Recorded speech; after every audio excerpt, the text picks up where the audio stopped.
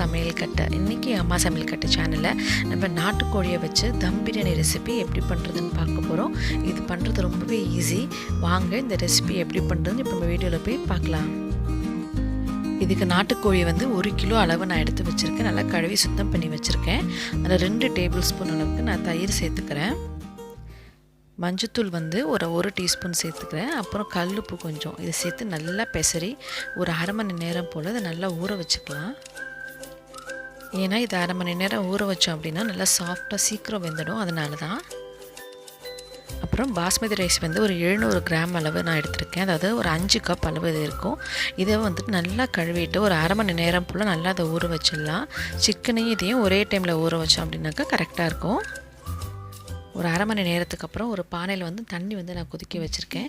ஏன்னா நம்ம தம் பிரியாணிக்கு வந்து நம்ம தனியாக சாதத்தை வடித்து எடுத்துக்க போகிறோம். இப்போ நம்ம ஊற வச்ச அரிசியை வந்து இதில் சேர்த்துடலாம். தண்ணி நல்லா சுட்டுருச்சு. இப்போ ஒரு தட்டு போட்டு இதை மூடி வச்சிடலாம். அதில் 1 டேபிள் ஸ்பூன் அளவுக்கு நம்ம எண்ணெய் ஊற்றிக்கலாம்.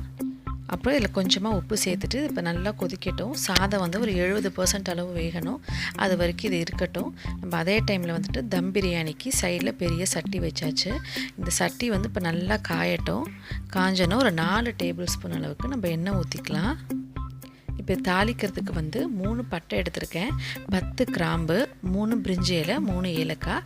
இது வந்து எண்ணெய் நல்லா காஞ்சதும் போட்டுடலாம். போட்டு லைட்டாக அதை வதக்கி விட்டுடலாம்.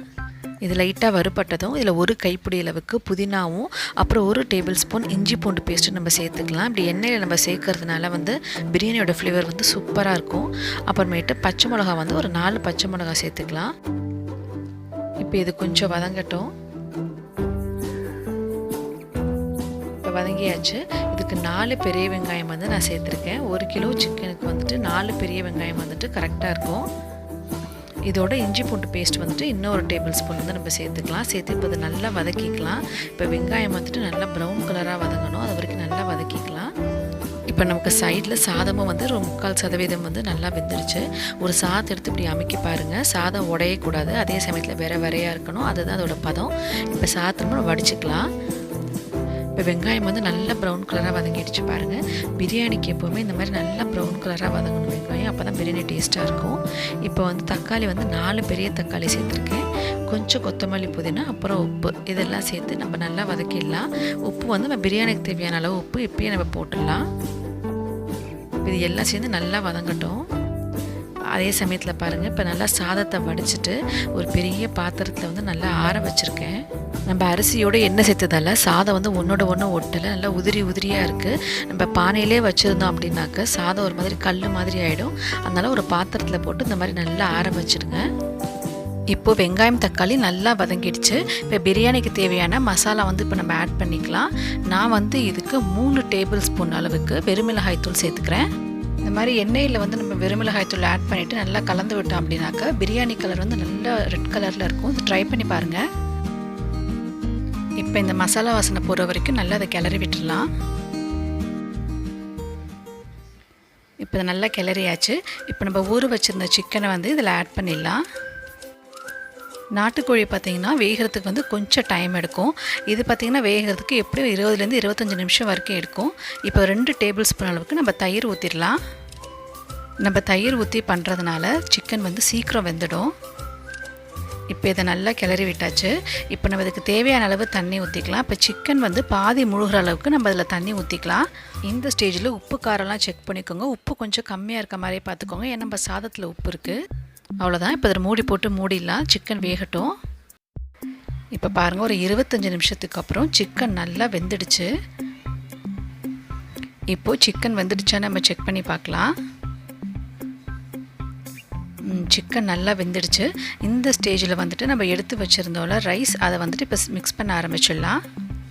சாதத்தை வந்து நம்ம மொத்தமாக கொட்டிடக்கூடாது. நம்ம கொஞ்சம் கொஞ்சமாக தான் கொட்டி கிளறணும்.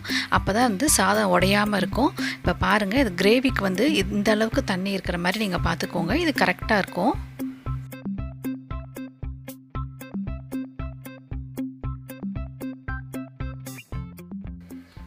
நம்ம சாதம் எல்லாத்தையும் சேர்த்ததுக்கப்புறம் லைட்டாக அந்த சாதத்து மேலே மசாலா படுற மாதிரி கிளறினா போதும்.